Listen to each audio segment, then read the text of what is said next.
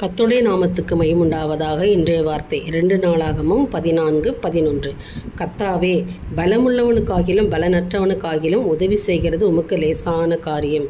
விசுவாசிக்கிறவங்க ஆமேன்னு சொல்லுங்கள். எனக்கு அருமையான தேவனுடைய பிள்ளைகளை, கர்த்தர் உங்களுக்கு உதவி செய்வார். அவருக்கு அது லேசான காரியம். நாம் தான் பெருசாக நினச்சிக்கிட்டு இருப்போம், இது எப்படி நடக்கும், இது மிகப்பெரிய ஒரு காரியமாச்சே, இது எப்படி செய்ய முடியும் அப்படின்ட்டு. ஆனால் ஆண்டவர் பார்வைக்கு முன்பாக அது லேசான காரியம். ஏன்னா நீங்கள் பலன் உள்ளவர்களாக இருந்தாலும் பலனற்றவளாக இருந்தாலும் தேவன் உங்களுக்கு உதவி செய்ய முடியும். ஏன்னா கர்த்தருடைய பலனை தேவன் இன்றைக்கு கொடுப்பார். அவர் சொல்கிறார், நான் உனக்கு உதவி செய்வேன் மகளே, இது எனக்கு லேசான காரியம், இது சுலபமாக நான் செஞ்சு முடிப்பேன், மனுஷனால் முடியாது, ஆனால் என் தேவனால் முடியும். இன்றைக்கு வாக்கு கொடுக்குறாரு. விசுவாசிங்க. ஆண்டவரே, நீங்கள் இந்த வார்த்தையை திரும்பமாக சொன்ன, ஆண்டவரே, பலன் உள்ளவனுக்காகிலும் பலனற்றவனுக்காகிலும் உதவி செய்வது உங்களுக்கு லேசான காரியம் அப்பா. என் வாழ்க்கையில் நீங்கள் உதவி செய்யுங்க ஆண்டவரே, இன்றைக்கு என்னை ஆசீர்வதிங்கப்பா, இன்றைக்கு எனக்கு ஒரு அற்புதம் செய்யுங்க ஆண்டவரே என்று சொல்லி தேவனிடத்தில் பேசுகிறீங்களா? நிச்சயமாக கர்த்தர் உங்களுக்கு உதவி செய்வார்.